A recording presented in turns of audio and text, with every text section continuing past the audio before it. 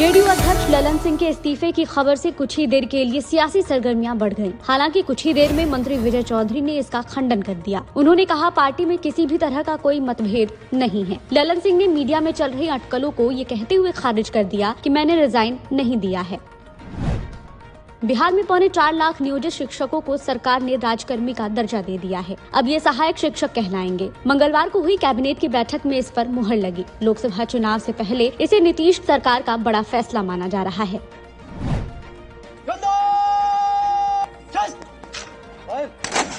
आतंकी हमले में शहीद बिहार के लाल चंदन कुमार का उनके पैतृक गांव नवादा के नारोमुरार में सैन्य सम्मान के साथ अंतिम संस्कार कर दिया गया। अंतिम यात्रा में सभी की आंखें नम हो गई। पिता मालेश्वर सिंह ने कहा कि जिस तिरंगे में लिपटकर बेटा आया उसे सीने से लगाकर रखूंगा। मुजफ्फरपुर में बीजेपी सांसद अजय निषाद की बहन मंजू सहनी के घर बम से हमला किया गया। जिस वक्त बम फेंके गए, मंजू घर में अकेली थी। धमाका इतना तेज था कि आसपास के लोग भी सहम गए। गनीमत ये रही कि कोई घायल नहीं हुआ। मौके पर पहुंची पुलिस सीसीटीवी फुटेज खंगाल रही है। बेगूसराय में रत्न मंदिर ज्वेलर्स में हुई 1 करोड़ की लूट का सीसीटीवी वीडियो सामने आया है। इसमें 5 लुटेरे शॉप में घुसते नजर आ रहे हैं। 4 काउंटर पर बैठकर ज्वेलरी देखने लगते हैं। 5वां गेट के पास बैठ जाता है। कुछ ही देर में पिस्टल निकालकर सभी लूटपाट शुरू कर देते हैं। 2 मिनट 42 सेकंड में लुटेरों ने इस वारदात को अंजाम दिया। साहिल अपनी मर्जी से कोर्ट मैरिज किए हैं। मधेपुरा में एक हिंदू लड़की ने मुस्लिम लड़के से भागकर शादी कर ली। युवती के परिजनों ने लड़के पर बहला फुसलाकर अगवा करने का केस दर्ज करवाया है।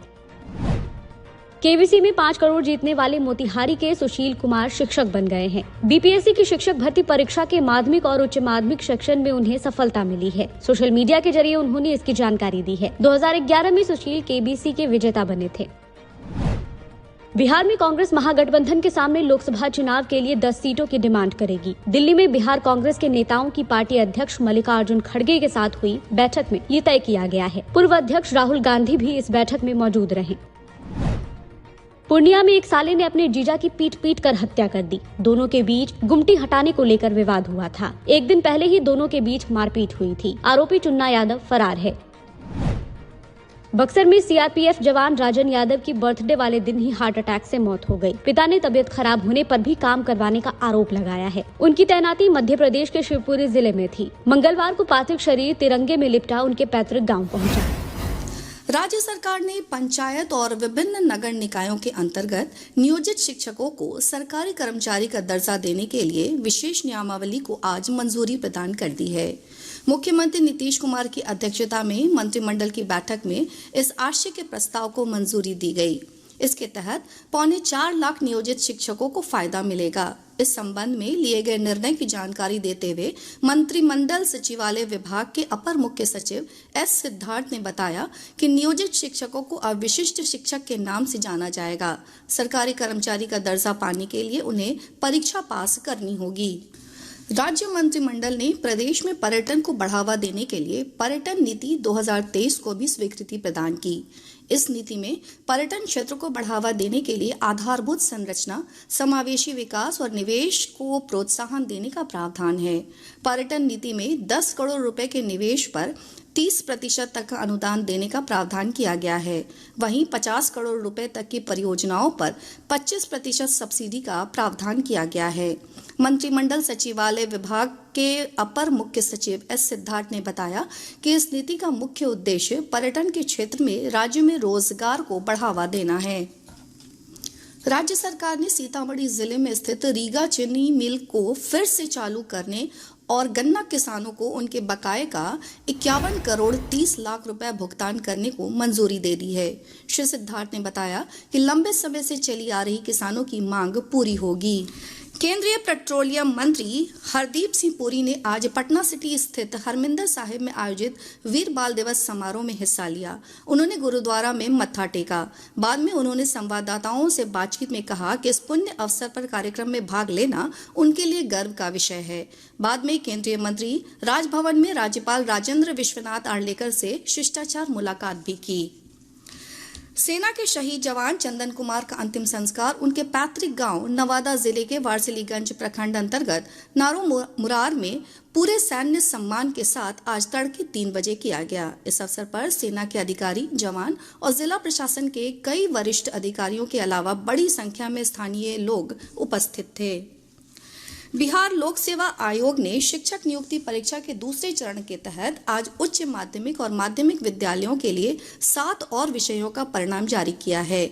आयोग ने उच्च माध्यमिक शिक्षक भर्ती के अंतर्गत 11वीं और 12वीं के लिए राजनीतिक विज्ञान, लेखा, भूगोल, हिंदी, अंग्रेजी और उर्दू विषय के परीक्षा परिणाम जारी किए। वहीं 9वीं से 10वीं कक्षा के लिए सामाजिक विज्ञान का परीक्षा परिणाम जारी किया गया। पछुआ हवा के प्रभाव से प्रदेश के अधिकतर हिस्सों के अधिकतम और न्यूनतम तापमान में बढ़ोतरी दर्ज की गई है। मौसम विभाग से प्राप्त जानकारी के अनुसार पिछले 24 घंटों के दौरान भागलपुर का सबौर और बांका राज्य का सबसे ठंडा स्थान रहा। इन दोनों स्थानों पर न्यूनतम तापमान 11 डिग्री सेल्सियस रिकॉर्ड किया गया। वहीं राज्य के 14 शहरों का न्यूनतम और 8 शहरों का अधिकतम तापमान सामान्य से अधिक रहा। मौसम विज्ञान केंद्र पटना के वैज्ञानिक कुमार गौरव ने बताया कि पूर्वानुमान के अनुसार अगले 5 दिनों तक मौसम के रुख में कोई खास परिवर्तन नहीं होगा। सुबह के समय कुछ स्थानों पर हल्की से मध्यम स्तर का कोहरा छाया रहने की संभावना है। देश में पिछले 24 घंटों के दौरान 116 कोविड मामले सामने आए हैं। इस दौरान 3 रोगियों की मौत हुई है। वहीं 293 मरीज स्वस्थ भी हुए हैं। स्वास्थ्य मंत्रालय के अनुसार वर्तमान में 4170 कोविड रोगियों का इलाज चल रहा है। राष्ट्रपति द्रौपदी मुर्मू ने अपराध न्याय प्रणाली से संबंधित 3 विधेयकों भारतीय न्याय संहिता, भारतीय नागरिक सुरक्षा संहिता और भारतीय साक्ष्य विधेयक 2023 को स्वीकृति दे दी है। संसद ने पिछले सप्ताह आपराधिक न्याय संबंधी ये तीनों नए विधेयक पारित किए थे।